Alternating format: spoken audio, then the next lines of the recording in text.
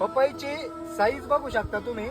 आता ही जी पपई आहे ही 7 किलो प्लसची आणि आपल्या या प्लॉट मध्ये जवळजवळ सगळा माल 3 ते 4 किलो प्लसचा माल आहे.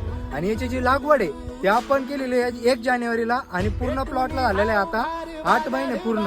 आणि ही आपण टरबुजामध्ये लावली होती आणि साधारण 15 रुपयाला आपण याचं एक रोप आणलं होतं आणि 2015 नंबर जातीची लागवड केली होती आणि एकरी आपल्याला 1000 रोपं लागली होती.